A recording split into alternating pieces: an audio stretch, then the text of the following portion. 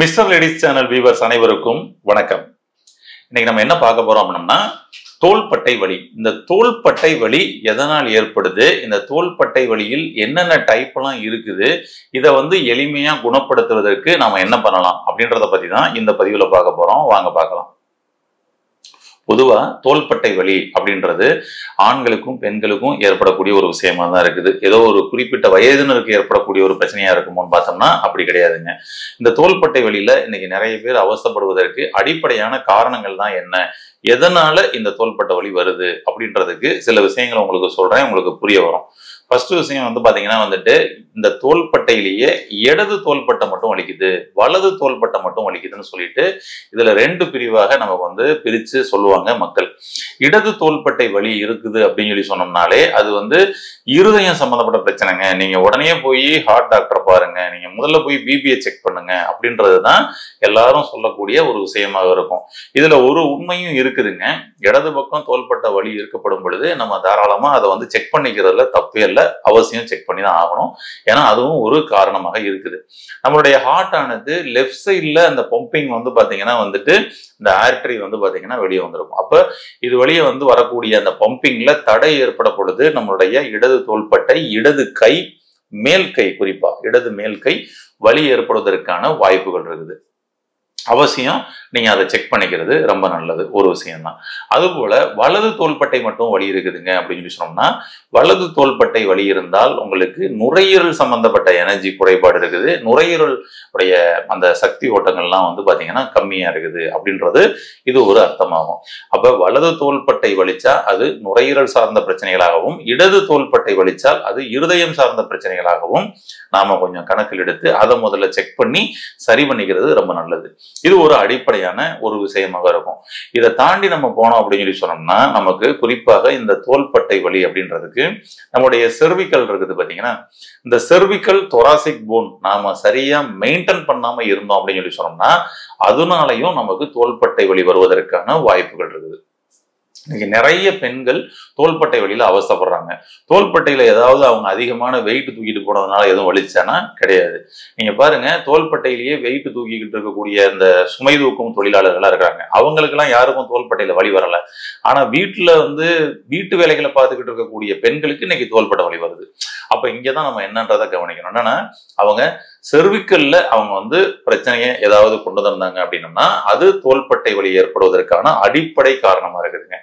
செர்விக்கல்ல என்ன பிரச்சனை அவங்களுக்கு வந்திருக்கும், எப்படி அது வந்திருக்கும் அப்படின்னா, ஃபர்ஸ்ட் நம்ம அன்பொசிஷன்ல நம்ம உட்கார்றது, அன்பொசிஷன்ல நம்ம படுக்கிற விஷயங்கள் அப்படின்னே சொல்லலாம்.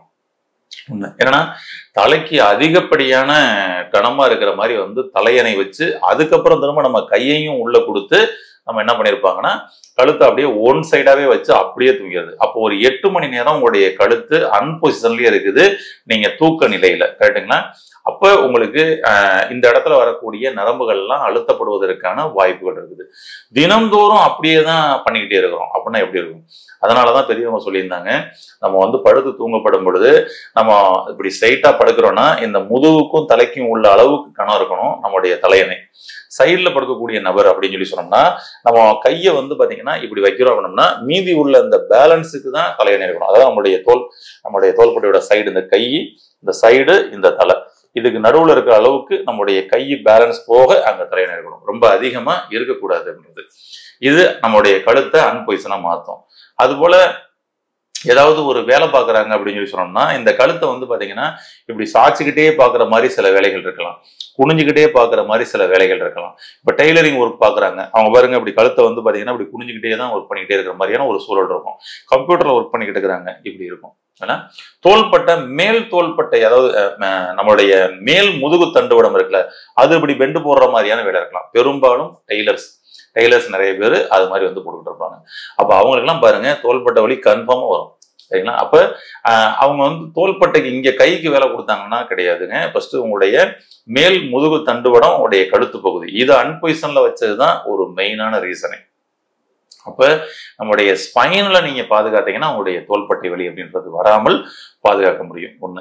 இது போல வந்து பாத்தீங்கன்னா வந்து நம்முடைய ஸ்பைனல்ல இந்த பெண்டு வருது அப்படி இல்லையா, அந்த ஸ்பைனல் பெண்டு அப்படின்றது நமக்கு வந்து அதே பொசிஷனுக்கு நம்மளுடைய பாடியை கொண்டு போயிடும். அப்ப நார்மலா நம்ம நிற்கும் பொழுது, நடக்கும் பொழுது, உட்காரும் பொழுதுதான் அந்த பெண்டு மாதிரியே வந்து இருக்க ஆரம்பிச்சிடும். சில பேர் நார்மல் சமயத்திலேயே இப்படி குனிஞ்ச மாதிரியே தான் நின்று பேசிக்கிருப்பாங்க. அதனால நீங்க உட்காரும் பொழுது, நிற்கும் பொழுது ஸ்ட்ரைட்டா உங்களுடைய கழுத்து, முதுகு தண்டுவடத்தை வச்சிருக்கீங்களான்றதுல கொஞ்சம் கவனம் செலுத்துங்க, பெட்டரா இருக்கும். நிறைய இன்னைக்கு செல்போன் வந்தது, அது இன்னும் நல்லாவே நம்மளை குனிய வச்சிருச்சுன்னு சொல்லலாம். அப்ப நம்ம பெண்டு போட்டு நம்மளுடைய ஸ்பைனலை கர்வ் பண்ண ஸ்பைனல்ல இருந்து வெளியேறக்கூடிய நரம்புகள் அமுக்கப்படும். அது எங்கெங்கெல்லாம் அதோடைய கிளை உறுப்புகளுக்கு போகுதோ அங்கெல்லாம் டிஸ்டர்பன்ஸ் வரும். அதுலதான் இது வருது. முதுகு தண்டுவடம் ஸ்ட்ரைட்டா இருந்தா உங்களுடைய மார்பு பகுதி ஸ்ட்ரைட் ஆகும், உங்களுடைய ஷோல்டர் பகுதி அந்த ஷேப் கிடைக்கும். அப்பதான் அந்த ஸ்ட்ரக்சர் வந்து பாத்தீங்கன்னா நல்லா இருக்கும். அப்படி இல்லாம நம்ம அதை கூணல் போட போட உங்களுடைய ஷோல்டர் பலவீனமாகும். இது ஒரு மெயினான ரீசன். சரி, இப்ப இந்த தோள்பட்டைய அங்க ஏற்பட்டிருக்கக்கூடிய வலியையும் போக்கணும், அதை பலப்படுத்தவும் செய்யணும் அப்படின்னு சொல்லி சொன்னோம்னா, ஃபர்ஸ்ட் வந்து பாத்தீங்கன்னா உங்களுடைய எலும்பு மண்டலத்தை பலமாக்குற மாதிரி சில உணவு முறைகளை நீங்க வந்து எடுத்துக்கங்க. ஏன்னா எலும்பை நம்ம வந்து பலமாக்குவதற்கு முன்னாடி எல்லாம் வந்து பாத்தீங்கன்னா இந்த பொரிகடலை இருக்கு பாத்தீங்களா, அந்த பொரிகடலையை வந்து பாத்தீங்கன்னா வந்துட்டு ஸ்நாக்ஸா சாப்பிட்டுக்கிட்டு இருந்தாங்க. ஆனா இன்னைக்கு ஸ்நாக்ஸ் எல்லாம் வந்து பாத்தீங்கன்னா மாறிடுச்சு. அந்த பொரிகடலையில கொஞ்சோண்டு நாட்டு சர்க்கரையை கலந்து, ஜீனி எல்லாம் கலந்து, நாட்டு சர்க்கரை இல்ல ஜீனி இல்லைன்னா கொஞ்சம் கருப்பட்டி அப்படி போட்டு கலந்துட்டு ஸ்பூன்ல எடுத்து ஸ்கூல் விட்டு வந்த உடனே அம்மா அவங்க வந்து போட்டு கொடுத்தாங்க. இன்னைக்கு அந்த பழக்கமே போயிடுச்சு பாருங்களேன். இப்ப இதுக்கும் என்னங்க சம்பந்தம் அப்படின்னா ட்ரை பண்ணி பாருங்க. ஏன்னா கொஞ்சோன்னு பொரிகடலை, கொஞ்சோண்டு நாட்டு சர்க்கரை எடுத்து போட்டு கலந்துட்டு ஸ்பூன்ல எடுத்து கொஞ்சம் கொஞ்சமா நல்லா மென்னு ருசிச்சு சாப்பிட்டு பாருங்க. உங்களுக்கு உங்களுடைய எலும்பு மண்டலம் நல்ல பலமாகும். இது எலும்பு மண்டலத்துல உங்களுக்கு சின்ன போனு, பெரிய போனு, சரிங்களா? ஆமா, ரொம்ப மிக மிருதுவான போன்கள்லாம் நமக்கு வந்து எலும்பு மண்டலங்கள்ல இருக்குது. இந்த மிக மிருதுவான போனை கூட பாத்தீங்கன்னா வந்துட்டு நல்ல ஸ்ட்ரென்தன் பண்ணக்கூடிய ஒரு விஷயத்த பண்ணி கொடுக்கக்கூடியது இந்த பொரிகடலைக்கு இருக்குதுங்க. இதை நீங்க வீட்டுல ஸ்நாக்ஸா சாப்பிடக்கூடிய ஒரு விஷயம் தான். அதைதான் நம்ம விட்டோமே. ஸ்நாக்ஸே நம்ம போய் வெளியில போய் வடை, பஜ்ஜி, போண்டா அந்த மாதிரிதான் வாங்கி சாப்பிட ஆரம்பிச்சிட்டோம் இல்லைங்களா? அதனால அந்த பழக்க வழக்கத்தை உங்களுடைய குழந்தைகளுக்கு இப்பயே நீங்க மாற்றுங்க. இது ரொம்ப பெஸ்டா இருக்கும். ஒண்ணு.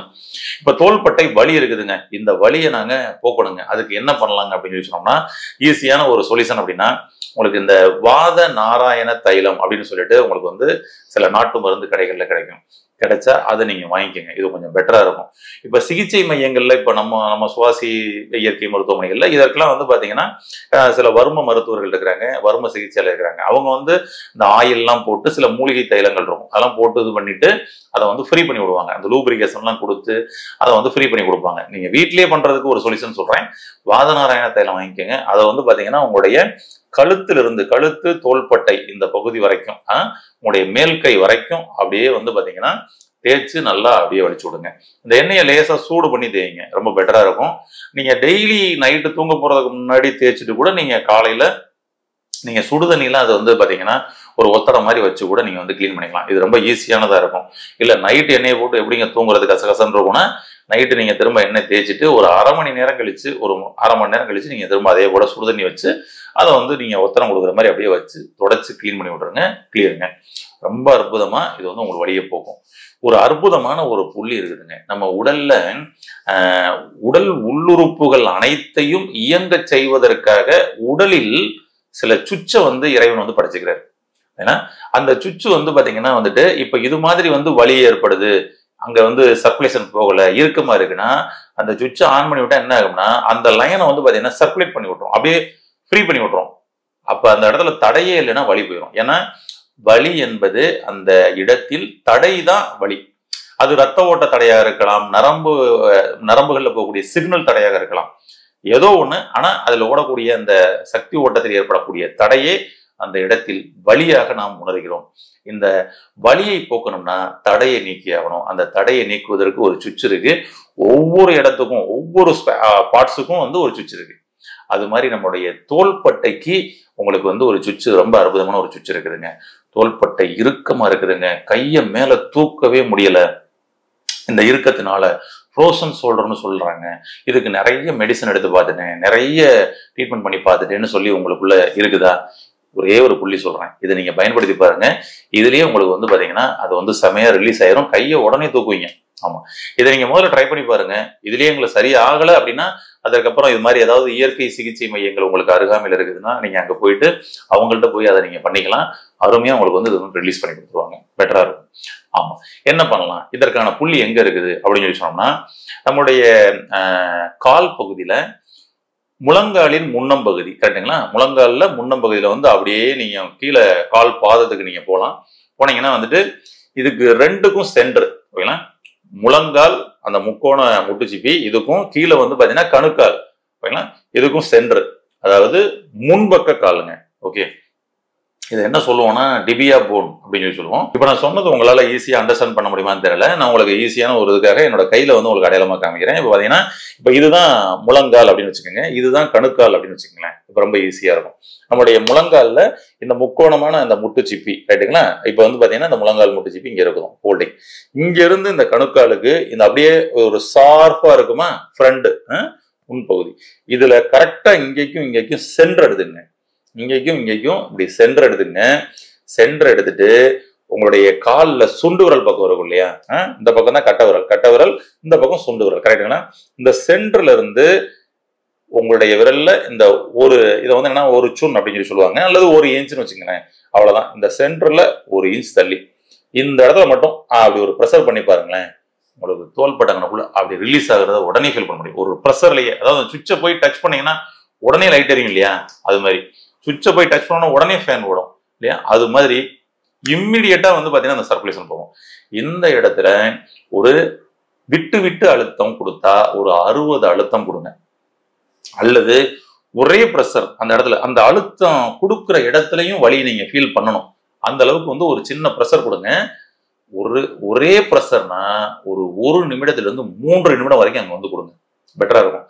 ஷார்ப்பான ஏதாவது இருந்தா கூட நீங்க ஷார்ப்பா கூட இது பண்ணலாம், சரிங்களா? அதாவது ஒரு பேனா டிப்பு, சின்ன கூர்மையான சில குச்சிகள் அந்த மாதிரி டேமேஜ் பண்ணிடக்கூடாது, ஓகேங்களா? காலில் அந்த அளவுக்கு டேமேஜ் ஆகாத அளவுக்கு உள்ள மாதிரி வந்து ஒரு ஷார்ப்பா இருக்கக்கூடிய குச்சிகள்ல முன்னாடி வந்து அந்த ரவுண்ட் ஷேப் கர்வ் ஷேப் இருக்கிற மாதிரி வச்சுக்கோங்க. ஏன்னா ஓட்ட போடுறாங்க, அதனால வச்சுட்டு ஒரு சின்ன அழுத்தம் கொடுத்து பாருங்களேன். 1 நிமிடத்துல இருந்து 3 நிமிடம் வரைக்கும் தொடர்ந்து அழுத்தம் கொடுங்க. விட்டு அழுத்தினா 60 அழுத்தம் கொடுங்க. இம்மிடியட்டா உங்களுடைய கையை நீங்க வந்து தூக்கவே முடியலன்னு சொன்னவங்க ஈஸியா கையை தூக்கலாங்க. வலது கை உங்களுக்கு தூக்க முடியல, வலது பக்கம் தான் ப்ரோசன் சொல்றேன்னா வலது காலில் பண்ணுங்க. இடது பக்கம் தான் எனக்கு ப்ரோசன் சொல்றதுக்கு இடது பக்கம் தான் கையை தூக்க முடியல அப்படின்னா இடது காலில் பண்ணுங்க. இதை நீங்க எத்தனை தடவை பண்ணலாம்? ஃபர்ஸ்ட் தடவையிலேயே ரிசல்ட் கிடைச்சிருங்க. வரலன்னா திரும்பவும் நீங்க அடுத்த நாள் நீங்க தாராளமாக தொடர்ந்து பண்ணலாம். இதுல எந்தவித பக்க விளைவுகளும் கிடையாது. ஏன்னா உங்க உடம்பே உங்களை சரி பண்றதுக்கான ஒரு விஷயம். இதை ட்ரை பண்ணி பாருங்க. இதுலயே உங்களுடைய தோள்பட்டை வலி, தோள்பட்டை இறுக்கம், கை மேல தூக்க முடியாத ஒரு நிலையை ஈஸியா சரி பண்ணக்கூடிய ஒரு சுவிட்ச். இந்த சுவிட்சை நீங்க ஆக்டிவேட் பண்ணி பாருங்க. உங்களுடைய அனுபவங்களை உங்களுடைய நண்பர்களுக்கும் உறவினர்களுக்கும் சொல்லி இதை பண்ணுப்பா, இது ஒன்னே போதும்பா, உடம்பே உங்கள் நோயை சரி செய்யும் அப்படின்றத அவர்களுக்கும் உணரச் செய்து அவர்களையும் ஆரோக்கியம் அடைய செய்ய வாழ்த்துக்கள். நன்றி.